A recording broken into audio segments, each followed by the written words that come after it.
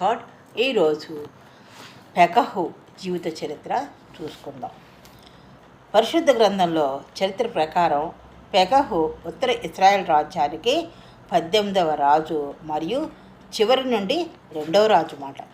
ఈయన పాలనాకాలం ఇజ్రాయెల్ చరిత్రలోనే అత్యంత గందరగోళంగా, హింస మరియు రాజకీయ అస్థిరతలతో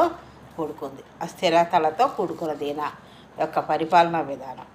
బైబిల్లోని 2వ రాజులు 15:27 వచనం ప్రకారం ఈయన రాజధాని నగరమైన షోమ్రో నుండి 20 సంవత్సరాలు పరిపాలించినట్లుగా చూస్తాం. చరిత్రకారుల ప్రకారం ఈయన పాలన క్రీస్తు పూర్వం 740-732 మధ్యకాలంలో జరిగింది. రాజైన పెకహు గురించిన ముఖ్యమైన విషయాలు చూసుకుంటే, ఈయన హత్య ద్వారా సింహాసనాన్ని దక్కించుకున్నాడు. రాజు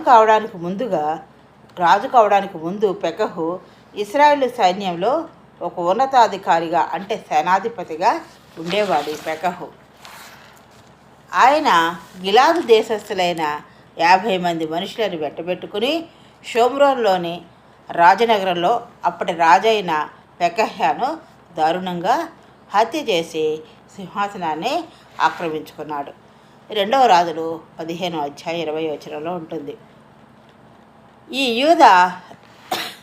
యూదా దేశంపై సిరియా ఇశ్రాయేల్ యుద్ధం ఆ కాలంలో అషూరు సామ్రాజ్యం చాలా బలంగా విస్తరిస్తోంది. యూదా దేశంపై సిరియా ఇశ్రాయేల్ యుద్ధం జరిగినప్పుడు ఆ కాలంలో అషూరు సామ్రాజ్యం ఎలాగుందంట, చాలా బలంగా విస్తరిస్తోంది.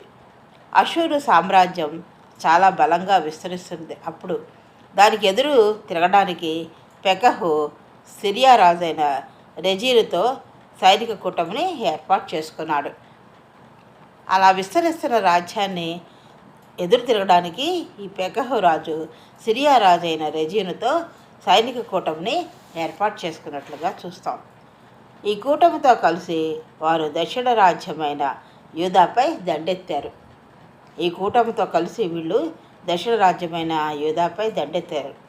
యూదా రాజైన ఆహాజును కూడా తమ కూటమిలో బలవంతంగా చేర్చుకోవడం వారి లక్ష్యం. ఈయన పరిపాలన ఇలా సాగింది. ఇంకా కొన్ని విషయాలు ఉన్నాయి ఆయన గురించి, రేపు మనం చూసుకుందాం. ఈయన పరిపాలనలో ఎలా హింసాత్మకంగా జరిగింది, ఈయన ఎలా పరిపాలించాడు అన్ని కొన్ని వివరాలు మనం చూసుకుందాం. మొత్తానికి